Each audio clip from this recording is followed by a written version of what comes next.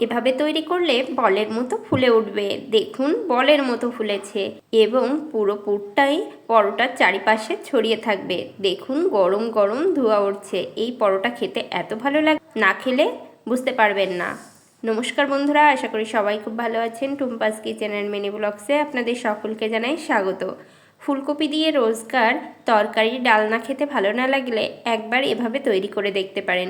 এভাবে তৈরি করলে সবাই খুব পছন্দ করবে এবং খেতেও হয় অসাধারণ, এবং খুবই তাড়াতাড়ি এই রেসিপিটি তৈরি করা যায় শুধুমাত্র ফুলকপি এবং আলু দিয়ে। চলুন বন্ধুরা, দেখে নেওয়া যাক কীভাবে আমি ফুলকপি এবং আলু দিয়ে এই পরোটা আমি তৈরি করি। এজন্য ফুলকপি এবং আলু আমি খুব ভালোভাবে প্রেসার কুকারে সেদ্ধ করে নিয়েছি। আমি 2টে সিটি দিয়েছি, এতেই কিন্তু ফুলকপি এবং আলু খুব ভালোভাবে সেদ্ধ হয়ে গেছে। এখন আমি জল ছেঁকে তুলে নিয়েছি। প্রথমেই আমি চুলার উপর কড়াই বসিয়ে দিয়েছি এবং কড়াই গরম হলে সামান্য পরিমাণ তেল দিয়ে দিয়েছি। আমি এখানে 1 চামচের মতো তেল দিয়ে দিয়েছি। এখন দিলাম কিছু কালো জিরা। আমি এখানে কালো জিরা ফোড়ন দিচ্ছি, তাহলে ফ্লেভারটা খুব সুন্দর আসবে। দিয়ে দিলাম একটা পেঁয়াজ কুচি। আমি এখানে মাঝারি সাইজের একটা পেঁয়াজ দিয়ে দিয়েছি। আপনারা এখানে পেঁয়াজ স্কিপ করতে পারেন, কোনো সমস্যা হবে না। পেঁয়াজ ছাড়াও কিন্তু খেতে ভালো লাগবে, তবে আমি একটু পেঁয়াজ দিয়েছি, ফ্লেভারটা আরও ভালো আসবে। এখন সেদ্ধ করা ফুলকপি এবং আলু দিয়ে দিচ্ছি। আমি এখানে আলুটা মাঝখান থেকে কেটে দিয়েছিলাম যেন তাড়াতাড়ি সেদ্ধ হয়ে যায়, এবং ফুলকপি তো তাড়াতাড়ি সেদ্ধ হয়ে যায়, এজন্য আমি 2টা সিটি দিয়ে নিয়েছি। এখন ফুলকপি এবং আলু খুব ভালোভাবে ম্যাশ করে নেব। এখানে আমি খুন্তি দিয়েই নাড়াচাড়া করে ম্যাশ করে নেব, যেহেতু আলু ফুলকপি সেদ্ধ করা আছে। আপনারা চাইলে হাত দিয়েও ম্যাশ করে নিতে পারেন। এখন আমি খুব ভালোভাবে একটু ম্যাশ করে নিচ্ছি। হালকা দানা দানা থাকলেও কিন্তু কোনো সমস্যা হবে না, খেতে খুব ভালো লাগবে। এখন সব কিছু আমি খুব ভালোভাবে নাড়াচাড়া করে নেব।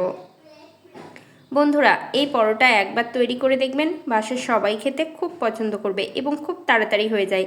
কম মশলা কম তেলে এই পরোটা খেতে এত ভালো লাগে, না খেলে বুঝতে পারবেন না। সব সময় কিন্তু ফুলকপি খেতে ভালো লাগে না। শীতের সময় ফুলকপি অ্যাভেলেবেল পাওয়া যায় এবং আমরা রোজগার ফুলকপি খেয়ে থাকি। একবার এই রেসিপি তৈরি করে দেখুন, বাচ্চারাও খুব পছন্দ করবে। এখন এখানে আমি কিছুটা হলুদ এবং লবণ দিয়ে দিচ্ছি স্বাদ অনুযায়ী। হলুদ লবণ দিয়ে আমি খুব ভালোভাবে নাড়াচাড়া করে নেব। আমি এখানে মরিচ ব্যবহার করছি না, আপনারা অবশ্যই কাঁচা মরিচ কুচি কিংবা শুকনো মরিচের গুঁড়া ব্যবহার করবেন। আমার ছেলে খাবে, এজন্য আমি এখানে মরিচ ব্যবহার করিনি।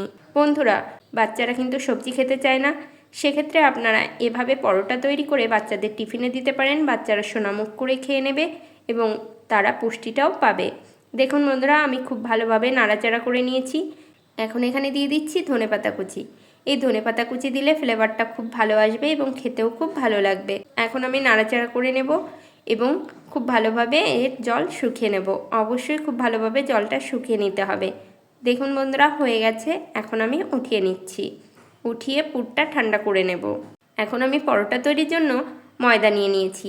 ময়দার ভিতরে আমি দিয়ে দিচ্ছি স্বাদমতো লবণ এবং সামান্য সয়াবিন তেল। এখন একটু ময়ান করে নেব।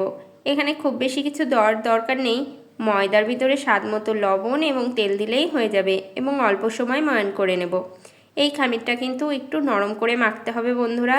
যদি খামিরটা শক্ত হয়ে যায় তাহলে কিন্তু পরোটার থেকে পুরটা বেরিয়ে যেতে পারে। এজন্য অল্প অল্প জল দিয়ে একটু নরম করে খামিরটা আমি মেখে নেব। বন্ধুরা, আমার এই রেসিপিটি যদি ভালো লাগে অবশ্যই লাইক কমেন্ট শেয়ার করবেন এবং চ্যানেলটি সাবস্ক্রাইব করে আমার পাশে থাকবেন। বন্ধুরা, ভিডিওটি স্কিপ না করে দেখার অনুরোধ রইল। প্লিজ সবাই সম্পূর্ণ ভিডিওটি দেখে নেবেন এবং আমার পাশে থাকবেন। যারা নতুন বন্ধু আছেন প্লিজ আমার চ্যানেলটি সাবস্ক্রাইব করে দেবেন এবং পুরনো বন্ধুদের জানাই অসংখ্য ধন্যবাদ, আপনারা আমার পাশে আছেন এজন্য। দেখুন বন্ধুরা, আমি খামিরটা নরম করে মেখে নিয়েছি। এখন এই খামিরটা থেকে লেচি কেটে নেব। এই খামিরটা আমি কোনো রকম রেস্টে রাখবো না। রেস্টে না রাখলেও কিন্তু এই পরোটাগুলো ফুলকো ফুলকো হবে। আমি একটু 2-3 মিনিট ভালোভাবে মেখে নিয়েছি। এখন সবগুলো লেচি আমি এভাবে কেটে নেব। একটু বড় করে লেচি কাটবেন, যেহেতু এর ভিতর আমরা পুর ভরবো এজন্য। এখন সবগুলো আমি একটু গোল করে নিয়েছি। পুরটাও ঠান্ডা হয়ে গেছে। অবশ্যই বন্ধুরা পুরটা ঠান্ডা করে নেওয়ার চেষ্টা করবেন, তাহলে পরোটা বেলার সময় ফেটে যাবে না। এখন আমি একটু বাটির মতো তৈরি করে নেব। দেখুন বন্ধুরা, বাটির মতো তৈরি করে নিয়েছি এবং এখান থেকে অনেকটা পুর আমি দিয়ে দেব। একটু বেশি পরিমাণ পুর দেওয়ার চেষ্টা করবেন, তাহলে এই পরোটা খেতে খুব বেশি ভালো লাগবে। এখন আমি চারিপাশটা এভাবে বন্ধ করে দেব। দেখুন বন্ধুরা আমি কাজটা কিভাবে করছি আপনারা দেখলে নিশ্চয়ই পারবেন। দেখুন এই পরোটার খামিরটা যদি আপনারা শক্ত তৈরি করেন তাহলে কিন্তু এই পুরটা বের হয়ে যাবে যখন আপনারা এই পরোটাটা তৈরি করবেন। এখন আমি হাত দিয়ে একটু চ্যাপ্টা করে নিচ্ছি। প্রত্যেকটা বন্ধুরা এভাবে হাত দিয়ে একটু চ্যাপ্টা করে নেবেন, তাহলে পুরটা চারিপাশে ছড়িয়ে যাবে। এভাবে আমি আরও একটি তৈরি করে দেখাচ্ছি যে আমি কিভাবে পুরটা ভরেছি। অনেকেই কিন্তু পরোটা তৈরি করতে পারেন না, তাদের এই পুরটা বের হয়ে যায়। এভাবে যদি খামিরটা তৈরি করেন তাহলে পুরটা কখনোই বের হয়ে যাবে না এবং পরোটাগুলো ফুলকো ফুলকো হবে, যেভাবে আমার হয়েছে। দেখুন বন্ধুরা আমি কাজটা কিভাবে করছি। ফুলকপির প্রতিদিন তরকারি খেতে বা ভাজি খেতে ভালো লাগে না, একবার এভাবে সকাল কিংবা রাতে তৈরি করবেন, দেখবেন সবাই খুব পছন্দ করবে। এই ফুলকপির পরোটার সাথে কিন্তু অন্য কিছুর দরকার হয় না। দেখুন বন্ধুরা আমি সবগুলো তৈরি করে নিয়েছি, এখন বেলে নেব। বেলার আগে আমি এভাবে হাত দিয়ে একটু বড় করে নেব পরোটাটা। হাত দিয়ে এভাবে বড় করে নিলে পুরটা চারিপাশে ছড়িয়ে যাবে এবং বেলার সময় বের হয়ে যাবে না। এখন আমি একটু আটা ছড়িয়ে দিচ্ছি, একটু আটা দিয়ে আমি মেখে নেব। আপনারা চাইলে তেলও দিতে পারেন, তবে তেল দেওয়ার থেকে এখানে আটা দিলে খুব ভালো হবে। তেল দিলে অনেকটা বেশি তৈলাক্ত হয়ে যাবে এই পরোটাটা, তখন স্বাস্থ্যের জন্য ক্ষতি হতে পারে। এজন্য আপনারা তেল কম দিয়েই এই পরোটা তৈরি করে নেবেন, ভালো লাগবে খেতে এবং স্বাস্থ্যের জন্য উপকারী হবে। বন্ধুরা এই পরোটাগুলো কিন্তু আলতো হাতে বেলতে হবে, খুব বেশি জোরে চাপ দিয়ে এই পরোটা বেলা যাবে না, তাহলে কিন্তু পুরগুলো বের হয়ে যাবে।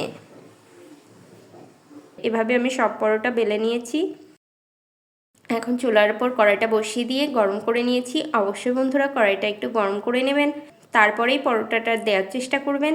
দেখুন বন্ধুরা পরোটার উপরটাও কিন্তু শুকিয়ে এসেছে, বোঝা যাচ্ছে। এখন আমি উল্টে দিব।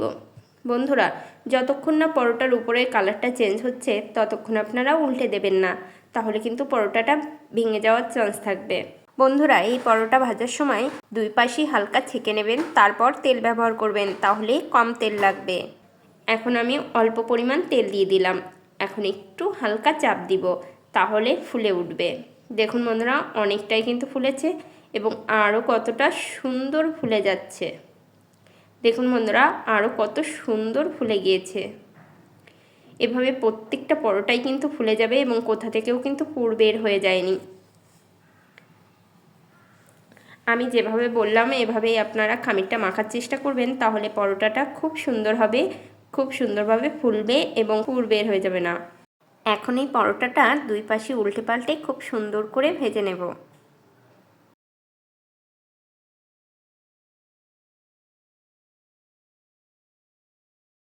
একটা পরোটা হয়ে গিয়েছে, এখন আরও একটি পরোটা আমি ভেজে দেখাচ্ছি। দেখুন বন্ধুরা পরোটার উপরের কালারটা চেঞ্জ হয়ে গিয়েছে, এখন আমি উল্টে দিচ্ছি।